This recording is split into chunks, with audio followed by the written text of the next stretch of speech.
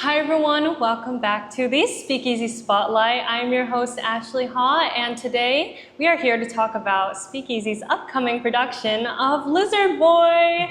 And we are chatting with the director, Lyndsay Allyn Cox. Hi, how are you? I'm great, thank you. How are you? I'm good. It's a sweaty day. Yeah, it's a very sweaty day, but we're inside just, taking in the sunshine, I guess. Absolutely, yeah. And so can't wait to talk to you about Lizard Boy, which is our first musical of the season, which is so exciting as a musical theater person. So can't wait to chat with you. But before we get into all that, let's have a little background on you. So Lyndsay Allyn Cox is an award-winning producer and director, and previously she was senior director of programs and experiences at the Boston Center for the Arts, where she launched the Launchpad and Activate residencies. Is that all? ACT debate? Yeah, that's right, Activate. Activate. Yep. And produced Hella Black, Push Project, and Run of the Mills, uplifting underrepresented voices and experimental performance. So, you've been in Boston for a bit and have been doing so much incredible work to uplift, like we said, underrepresented communities. And I think this is a great show to also talk about all those themes. So Can't wait to get into it. Yeah. But before we get into Lizard Boy, let's just talk about you. And when did you discover theater and directing? I discovered theater in school, grade school. I was always really into performing arts, even as like a small child. And I was always doing like chorus and the school plays and things like that. And I think it really connected for me when I got into high school. And I started, taking theater class and really sort of fell in love with the theater. And my high school drama teacher, Hope Hines, who's also the drama teacher of the two guys who are the creators of Stranger Things. Oh my gosh. We went to school together. They were freshmen when I was a senior. Anyway, so our high school drama teacher, Hope, took us to see Rent, the touring production of Rent. And it was at that time that I kind of realized that people could do this theater thing for a living. And so I went to school for theater at Appalachian State University, and then have been sort of trying to work professionally ever since. I had an illustrious career as an actor in this city, but I've always also enjoyed directing. It's like what I did most of in college. I did more directing than I did acting. But I was really fortunate that my acting career really took off when I moved to Boston. And I'm excited to get back into directing. I've had a wonderful 2 years producing at the Huntington. It's been great. And I've met a lot of wonderful directors and lots of playwrights that I've grown to love. And I've learned a lot about what makes a great director. And so I'm excited to get back into directing with all the knowledge that I have from the past 17 years that I've been in the city. Yeah, no, I think maybe people who don't live in Boston or aren't from Boston don't realize really the scope of how big the Boston theater scene is. Yeah. And it's just, coming here for school and then learning about places like the Huntington or Speakeasy, it's like there's so much incredible work being done. And I think it is so cool to see people who are multifaceted, like people like yourself who are actors, producers, directors. It's like there's really, I keep saying yoga teachers, there's no one way to do pursue theater. And so, we're glad to have you back as a glad director. to be here. Yeah.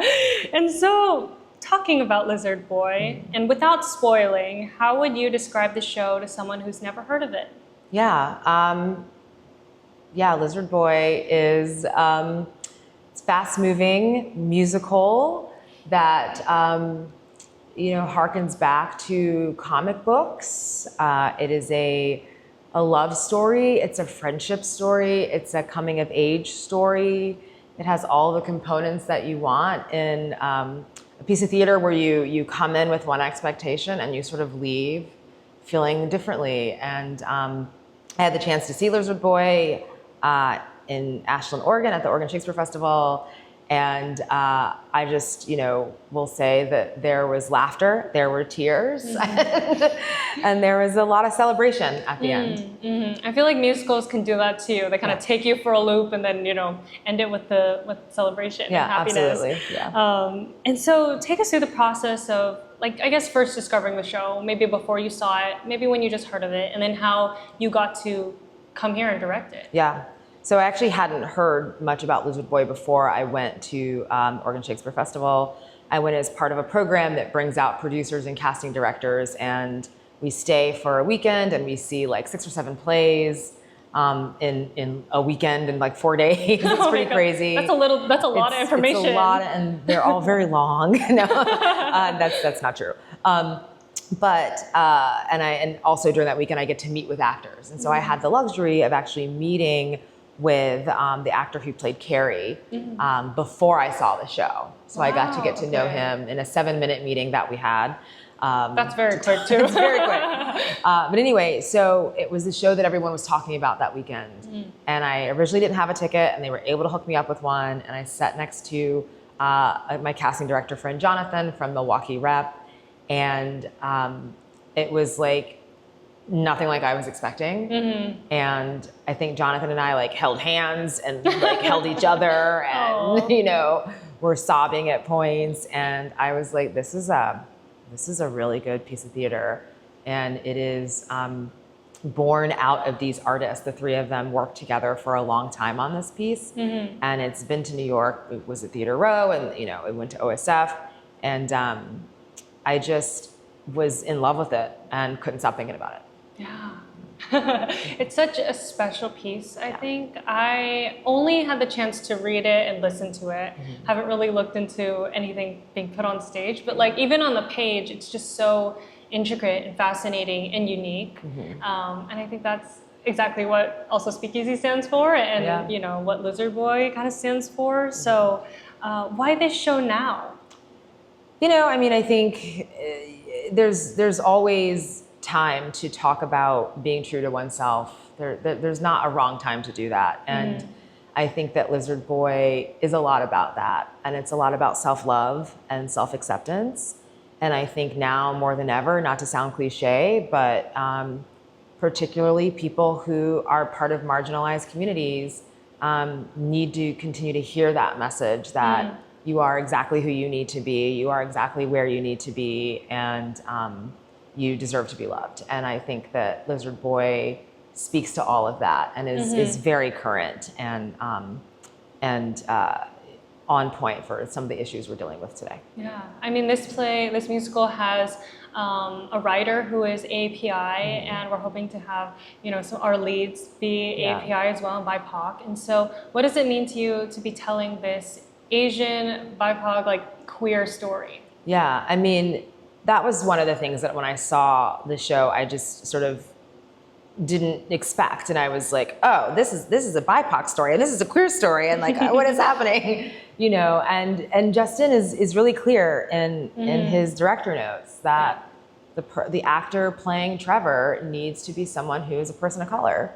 That is a fact, and so that is important to me. While it is not my exact story, because I am not part of the AAPI community, I think that we don't see enough diverse stories on stage, and that this story, it involves diversity within the cast, but like doesn't revolve around. It's not a play about being POC, right? It's 100%. It's a play about being different and being othered for sure, which I think a lot of folks can wear that.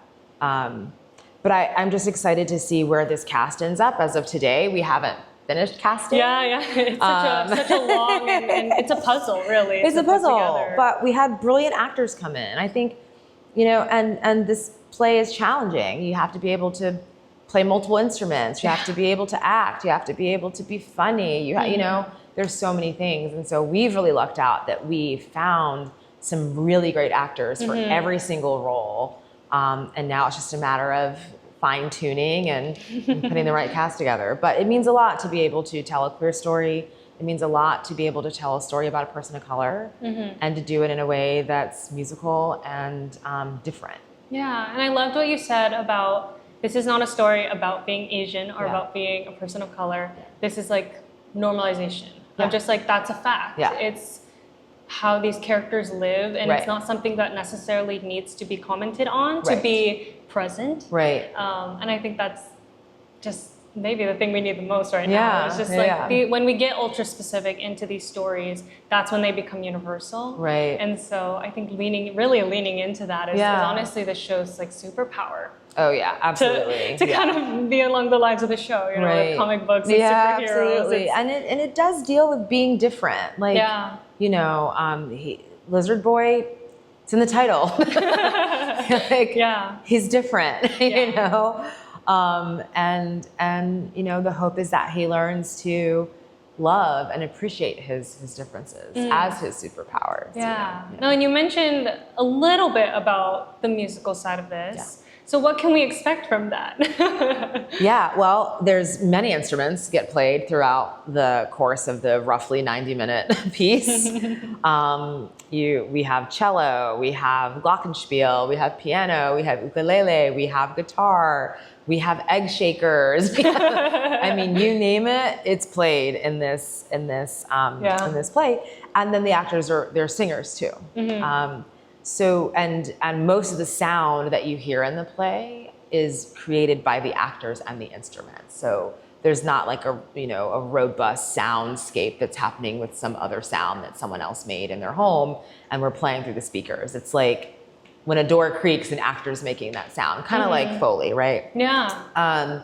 But the music, you know, there's a variety of styles. There's one song where someone kind of stands and sings with a guitar, but otherwise the music sort of moves like language through the piece. And so, you know, one of the beautiful things when I saw the OSF production is that, you know, Trevor would receive his cello out of nowhere almost and then start playing, and then it would sort of disappear, and then suddenly he'd have a guitar on, you know? Yeah. So like, it's pretty amazing, and to see these musicians use all of these instruments is pretty dope. Yeah, I mean, I was, you know, had the honor of being at some of the auditions just to help out, but to see people come in with the guitar or ukulele or with the cello, you know, it kind of blew me away as someone who doesn't really play any instruments. I was like, these people are so multi-talented and multifaceted, and so it's so cool when they get to explore that. And through this piece, I feel like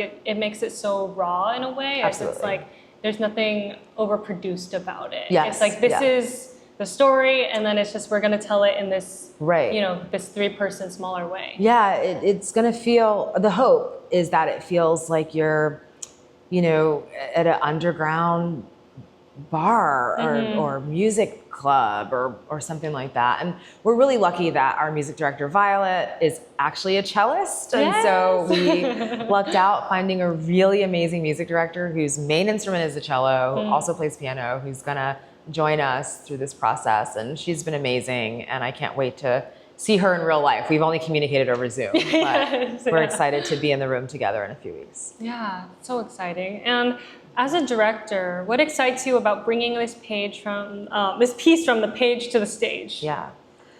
You know, I think Justin wrote a really great play, and it's quirky and it's weird and I love it. And it's the kind of work that I like to do. Yeah. It's the kind of work that, you know, Dawn Simmons and I have known each other for years. She's the AD here at SpeakEasy and she's directing Primary Trust.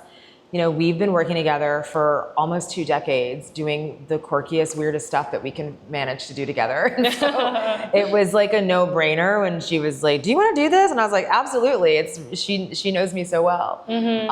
I'm just excited to bring this story to life. And I think Boston audiences will appreciate the storytelling in Lizard Boy, and they will appreciate that it's quirky, but also very smart. Right. Extremely. Our audiences in Boston, as I've learned over the past, you know, many years, is that we have smart audiences and they want work that's going to challenge them and work that's going to make them think, not just work that's out here for fluff. Right. And I think that Lizard Boy meets that need where it is quirky, it is weird, it is funky, but it's also extremely smart and extremely intelligent. And I think it will speak to that for our audiences for sure. No, I love that 100%. And so what inspires you and what kind of sparks your creative flame? Well, I like things that are weird. No, what sparks me? Telling authentic stories, I think, you know, telling stories that allow us to see a different perspective that maybe we hadn't considered before. But I really am interested in work that challenges status quo, that challenges the way people think. And those are the types of things that spark creativity in me. And things that can be challenging to stage, like you got to have 1,400 instruments on this stage, and you know, we only have a certain amount of space, and there's 3 people, and like they can never leave the stage, and so that, you know, you have to get creative when you're working with those types of parameters and variables. But really, it's authenticity and storytelling is what it lights a fire in my belly. Yeah. And so how do you consider, what do you consider to be maybe your directing style? And as someone who's gone from, you know, maybe being actor to producer, doing like the director, how did you kind of develop your directing style over time, and how have your other jobs kind of influenced that as well? Yeah, I think that being an actor and certainly being a producer, although producers that I direct for probably hate this about me, is that I really am seeing things from all angles. I can see things from an actor's perspective when working with actors and trying to help them move through scene work. Because we have a common language, because we're actors, I can communicate in a way that I can, because I've been in their shoes literally before. But then as a producer, I can also sort of see big picture and things sort of on the outside of the actual work that we're doing on stage together. And so I think as a director, it has made me particularly well-rounded. It's made me particularly annoying to producers because I'm asking questions that a lot of directors probably don't ask because they're not thinking about those questions. Yeah, you're thorough. I'm extremely thorough. Which I think is better than being very vague. It's really thorough. But I think my style is I want to evoke and pull authentic performances out of people. And so I'm really I'm not just slap it up and get it up on stage and we'll figure it out, 3 weeks into the run. Yeah. I'm like, no, we need to work this moment to moment, beat to beat. What is true for you in this moment? What is at stake for you? And I think that is because I come from an acting background. Yeah. And it's all the work that I have to do as an actor, right? That I then sort of figure out how to encourage the cast to do through my directing. So I'm very much into like human connection, and as you know, Lizard Boy is not super hyper realistic because it's also part comic book and it's called Lizard Boy.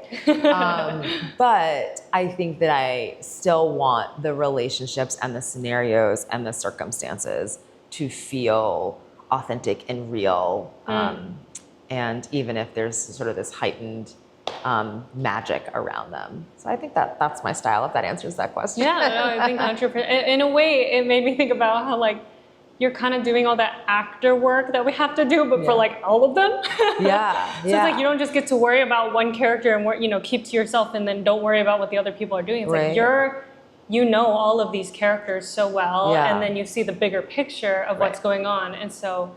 A lot of work, first of all. Yeah, but it's also a lot of putting the work in the hands of the actors and just asking the right questions. Oh yes, 100%. A lot of it's asking the right questions. What's at stake for you right now? What's important? Yeah. Yeah. No, I think the director-actor relationship is so special. Yeah. And when each party kind of feels supported, that's when the best work can happen. Yeah. I was just thinking of I directed a production of Tiny Beautiful Things up at Gloucester Stage a few summers ago, after COVID. After lockdown.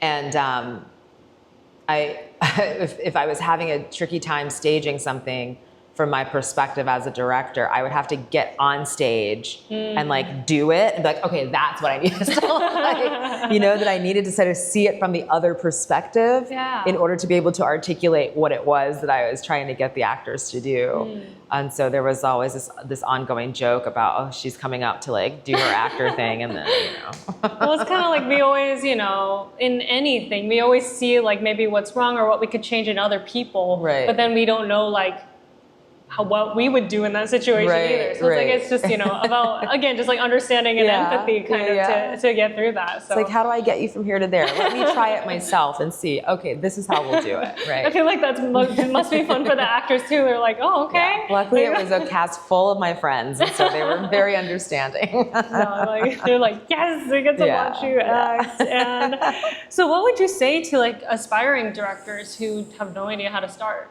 Yeah, I mean, gang up with your friends and just start doing your own stuff. I was maybe 26 or 27 when I self-produced a play that I wanted to do I did it at the Footlight Club in JP, and they're like downstairs hall. I had like $1,000. I don't know how I found that money, but I found $1,000 somewhere, and that's all I had was $1,000. And I convinced some friends to do this play that I wanted to produce. So I had enough money to buy the rights and to maybe pay people. I don't know if I paid them. And to hey, it's out of passion, you know, and to like buy a couple pieces of scenery, whatever. But I just did it myself. I self-produced a thing that I wanted to direct. Yeah. And I think that getting together with your friends and creating your own work and making friends with writers, and that, to me, that's the best way to get started. You can't wait for someone to give you the opportunity. You have to sort of create the opportunities for yourself. And that's what I spent a lot of my 20s doing, was creating opportunities for myself. And I also did a lot of like 10-minute play festivals and things like that. And that's where you really learn how to direct efficiently, because it's a 10-minute play. And you gotta get all the way through it and figure out all the little intricacies with like 2 rehearsals, So I did the 10-minute play festival circuit for a really long time. And then I was creating my own work. And I think that's the very best way to get started. And through that, you meet people. Yeah. You kind of find your people, find who you want to work with, the kind of things you want to say through your work. And then you can just kind of keep going down that path. And make friends with actors and writers. Those are the people that you're going to work with. So make friends with them so that they'll do things for you, and you can just pay them in like beer or pizza or whatever. Yeah. No, it's like if you want it bad enough, you can make it happen in any capacity. And even with $1,000, it's like you make it happen and you do it. Yep. And so what do you hope audiences take from Lizard Boy? I hope they take a lot of things, but I think the idea of you're exactly who you need to be, and you deserve to be loved. I think that, to me, is the message of Lizard Boy, that you can be unique, and you can be different, and you can be special, and it doesn't mean that you are undeserving of love, and that you will find the people who love you for who you are, and those are the people that you latch onto, and those are the people that you take with you through life. To me, that's the message of Lizard Boy. Yeah, I feel like this is such a uplifting and inspiring piece that honestly anyone will want to come and see. And so I can't wait for, first of all, rehearsals to start, and then just to kind of to see this show, build from the ground up and see what Boston has to say about it too. Absolutely. So exciting. But Lyndsay, it's so nice to talk to you today. You too. And see you again and talk about this inspiring piece. And I can't wait to go and see it. It's going to be a fun time. Yeah. Bring your friends. Yeah. Well, thank you so much, everyone who's listening, and we'll see you next time. This was the Speakeasy Spotlight. Bye.